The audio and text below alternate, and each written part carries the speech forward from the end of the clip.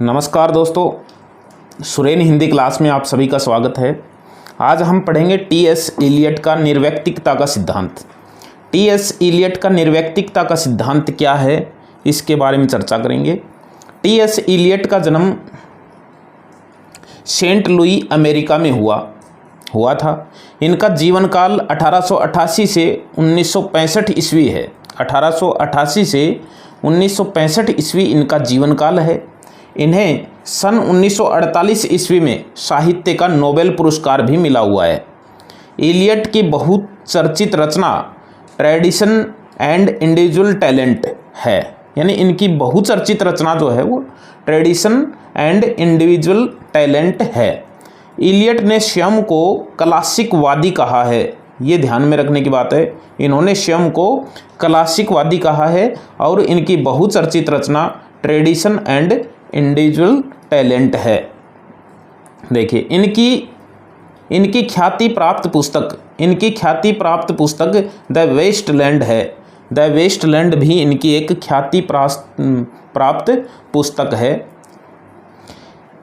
अब देखिए T.S.. Elliot का निर्व्यक्तिकता का सिद्धांत हमें पढ़ना ये है। टी.एस. इलियट का निर्व्यक्तिकता का सिद्धांत क्या है। निर्व्यक्तिकता पहली लाइन में लिखा हुआ है, इलियट के अनुसार निर्व्यक्तिकता का अर्थ है कवि के व्यक्तिगत भावों की विशिष्टता का सामान्यीकरण।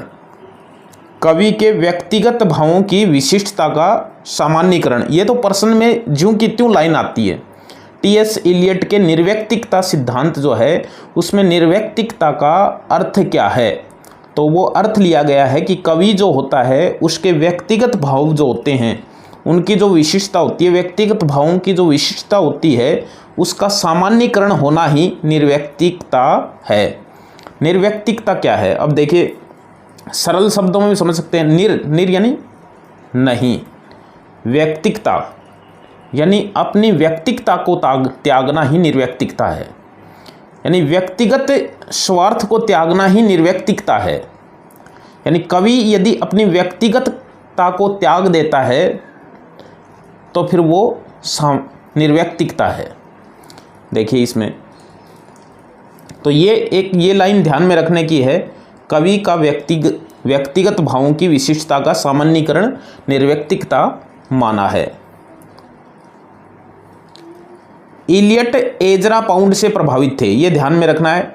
इलियट एजरा पाउंड से प्रभावित थे और एजरा पाउंड मानते थे कि कवि वैज्ञानिक के समान ही निर्व्यक्तिक और वस्तुनिष्ठ होता है। यानी इलियट एजरा पाउंड से प्रभावित थे और एजरा पाउंड मानते थे कि कवि वैज्ञानिक के समान ही निर्व्यक्तिक और वस्तुनिष्ठ होता है। टी.एस. इलियट ने निर्व्यक्तिकता के दो रूप बताए हैं, यानी इन्होंने रूप दो बताए हैं, प्रकार भी दो बताए हैं। निर्व्यक्तिकता के दो रूप बताए हैं तथा दो प्रकार बताए हैं। प्रश्न में ये दोनों ही बातें महत्वपूर्ण हैं। इसमें तीन बातें यदि ध्यान में रह जाएगा तो प्रश्न सही हो जाएगा। पहला ये कि निर्व्यक्तिकता का अर्थ क्या माना है, दूसरा ये कि निर्व्यक्तिकता के दो रूप कौन से हैं और निर्व्यक्तिकता के दो प्रकार कौन से हैं। तो निर्व्यक्तिकता के दो रूप, एक वह है जो कुशल शिल्पी मात्र के लिए होती है, कुशल शिल्पी मात्र के लिए होती है, दूसरी प्रौढ़ कलाकार के लिए होती है। यानी एक निर्व्यक्तिकता तो वह है जो कुशल शिल्पी के लिए होती है और एक निर्व्यक्तिकता वह भी होती है जो प्रौढ़ कलाकार के लिए होती है। निर्व्यक्तिकता के दो प्रकार देखिए। निर्व्यक्तिकता के दो प्रकार देखिए, एक है प्राकृतिक और एक है विशिष्ट। अब इन दोनों को समझिए कि दोनों अलग अलग कैसे हैं। प्राकृतिक जो होती है वो कुशल शिल्पी के लिए होती है।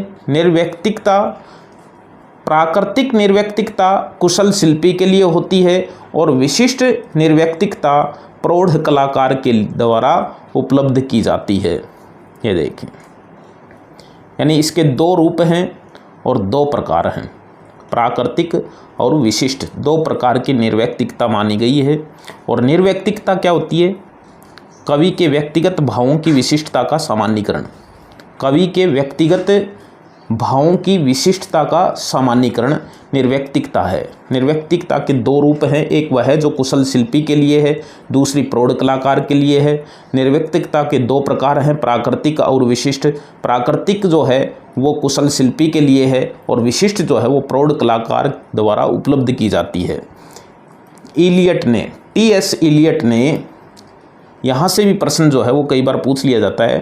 टी.एस. इलियट ने कविता के 3 स्वर नामक भाषण में, यानी इनका एक भाषण है कविता के 3 स्वर, भाषण में काव्य के 3 स्वर माने हैं, यानी इन्होंने काव्य के 3 स्वर माने हैं।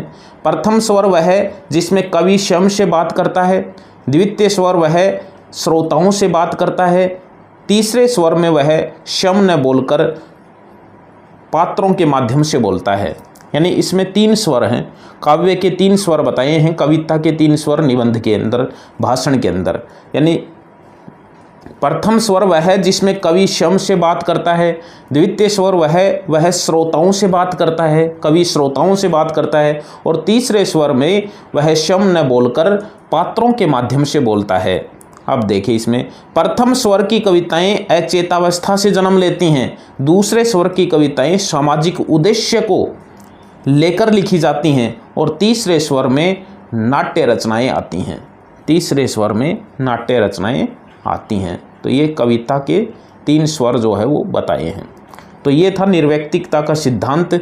हम फिर मिलेंगे एक अच्छे सिद्धांत के साथ, अच्छे टॉपिक के साथ। तब तक के लिए बाय।